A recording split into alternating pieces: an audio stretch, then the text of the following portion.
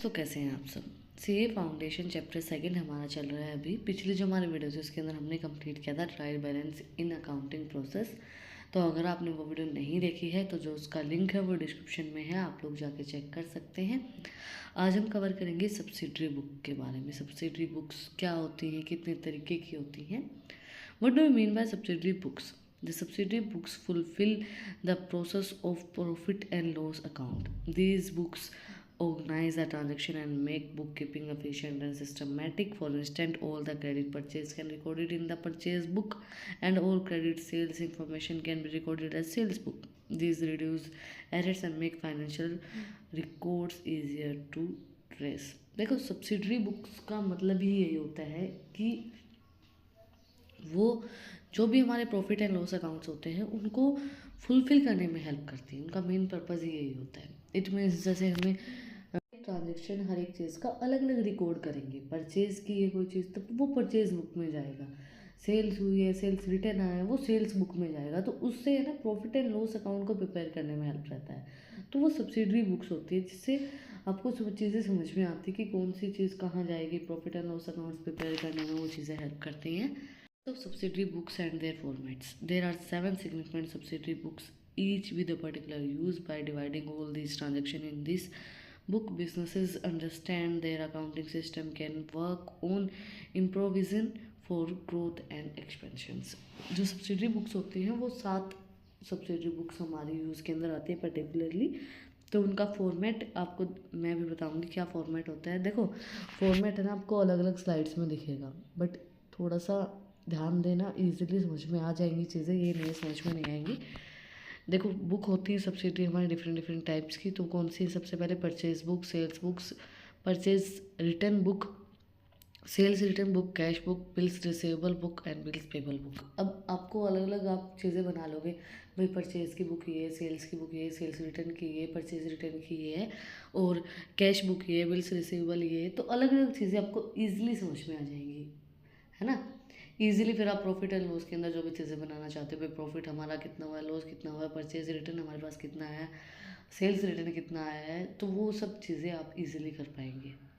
Purchase book से the purchase book record all the credit purchase of goods while the cash and the fixed assets purchase are not recorded here. देखो, purchase book के अंदर सिर्फ और सिर्फ जो credit में चीज़ें गई हैं, परचेज किए गए हैं गुड्स, वही रिकॉर्ड किए जाते हैं। जो फिक्स्ड एसेट्स हैं, कैश में ली गई हैं, और वो सब चीज़ें रिकॉर्ड नहीं की जाती। फिक्स्ड एसेट्स कौन सी एसेट्स होती हैं? फिक्स्ड एसेट्स टेंजिबल एसेट्स होती हैं, लॉन्ग टर्म एसेट्स होती हैं, जैसे कि प्लांट, मशीनरी, बिल्डिंग, व्हीकल्स।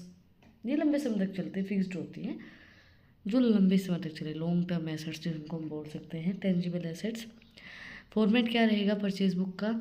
सबसे पहले आएगी डेट, किस डेट पे कौन सी चीज़ परचेज़ की है। देन इनवॉइस नंबर आएगा कि भाई किस पेज के ऊपर वो हमें ट्रांजैक्शन हमने रिकॉर्ड की है। देन सप्लायर का नाम, XYZ, कोई भी जो भी सप्लायर उसका नाम हो उसके अंदर रिकॉर्ड करेंगे कि भाई ये सप्लायर है, उसके नाम से हम उसको डिनोट करेंगे। देन आएगी डिटेल्स, भाई कितने चीज़ें हमने मंगवाई हैं, जैसे कि 200 बैग ऑफ क्लिप्स या 300 बैग्स ऑफ क्लिप कितना मंगवाया। उसके बाद हम लिखेंगे अमाउंट, भाई कितने रुपए की आई है, 40,000 की आई है, जितने की भी आई है वो अमाउंट हम उसके अंदर रिकॉर्ड करेंगे। देन आती है सेल्स बुक।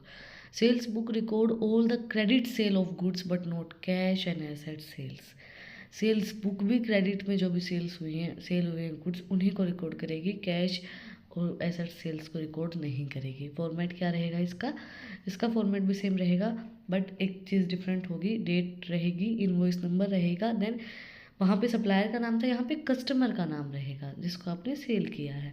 कस्टमर का जो भी नाम है XYZ वो उसके अंदर रिकॉर्ड करेंगे। देन क्या होगा, पूरी डिटेल रिकॉर्ड की जाएगी, भाई 50 क्लिप हैं, 40 क्लिप है, जितने भी क्लिप्स आपने मंगवाई हैं। देन अमाउंट लिखी जाएगी कि भाई 20,000 का है, 30,000 का, 40,000 का है, जो भी है वो उसके अंदर अमाउंट के अंदर लिखा जाएगा। देन आती है हमारी purchase return book.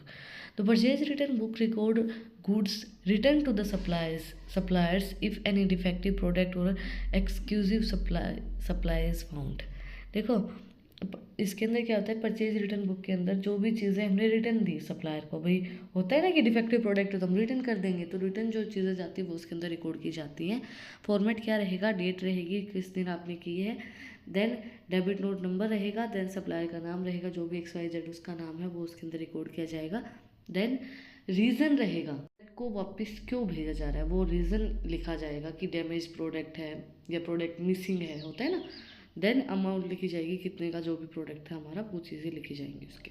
Sales return book, the sales return book record goods return by customer due to damage और extra supply. Sales return book के अंदर क्या होता है कि कोई प्रोडक्ट डैमेज जो है वो कस्टमर तक पहुंच गया है तो, और डैमेज है या फिर कोई एक्स्ट्रा सप्लाई हो गई है, तो उसमें सेल्स रिटर्न बुक को मेंटेन किया जाता है। इसका फॉर्मेट क्या रहता है, इसके अंदर डेट होती है, वहाँ पे हमारा डेबिट नोट नंबर था परचेज रिटर्न के अंदर, यहाँ पे क्रेडिट नोट नंबर होता है, देन कस्टमर का नाम जो भी है XYZ, रीज़न यहाँ पे भी मेंशन किया जाएगा भाई किस रीज़न से प्रोडक्ट को भेजा जा रहा है, ज़्यादा प्रोडक्ट आ गया है या कुछ भी है, कस्टमर के पास एक्स्ट्रा प्रोडक्ट आ गया है, डैमेज प्रोडक्ट आ गया है, वो चीज़ें लिखी जाएंगी। देन अमाउंट लिखी जाएगी कितने का वो प्रोडक्ट जो था वो कितने का था।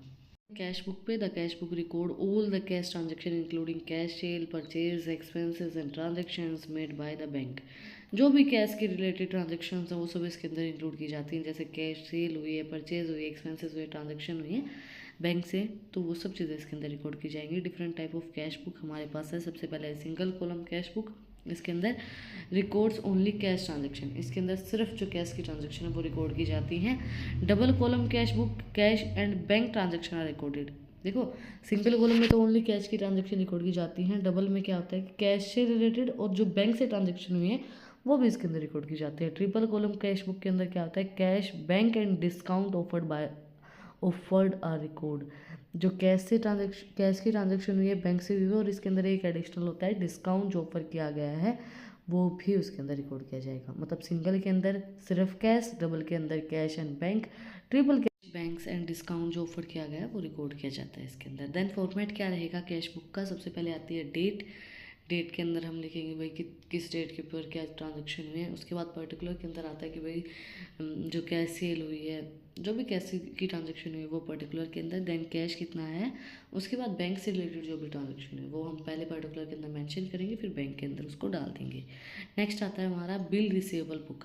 Receivable books record all the bills of exchange received from the customers and the amount that are due in the future। Bills receivable book जो है वो रिकॉर्ड करती है जो भी बिल्स मिले हैं एक्सचेंज करने से, रिसीव हुए हैं आपको वो, और जो कस्टमर ने अमाउंट पे की है कि भाई ड्यू बची है कि आपको फ्यूचर में पे करेगा, वो उसके अंदर रिकॉर्ड की जाती है। फॉर्मेट क्या रहता है, सबसे पहले डेट, देन बिल का नंबर लिखा जाएगा, देन ड्रोवर, जो भी ड्रोवर है वो XYZ वो लिखा जाएगा, देन ड्यू डेट, किस डेट पे वो आपको देगा, देन अमाउंट कि भाई जो ड्यू डेट उसने दिया कि भाई इस डेट तक मैं आपको दे दूंगा जो प्रोडक्ट्स हैं, जो कैश आपको देना है, जो पैसे आपके बचे हुए हैं वो देने हैं, तो वो उसके अंदर रिकॉर्ड किए जाएंगे। देन जो अमाउंट उसको देनी है वो अमाउंट उसके अंदर रिकॉर्ड की जाएगी, भाई 23,000 है, 40,000 है, 50,000 है, जो भी वो उसके अंदर रिकॉर्ड की जाती है। देन आता है हमारा last but not least bills payable book. The bills payable book record all the bills of exchange issued by creditors and the amount to be paid in the future. Bills payable book जो है वो record करते हैं जो bill of exchange issue किए गए creditors के through. भाई क्रेडिटर ने जो दिए भाई इतने रुपए आपको देने हैं, जो आपके पे ही हैं, वो तो आपके ड्रॉ ही थे, ये आपके पे ही हैं, और जो फ्यूचर आपने अमाउंट दी कि भाई इसके अंदर आप पे कर देंगे फ्यूचर अमाउंट।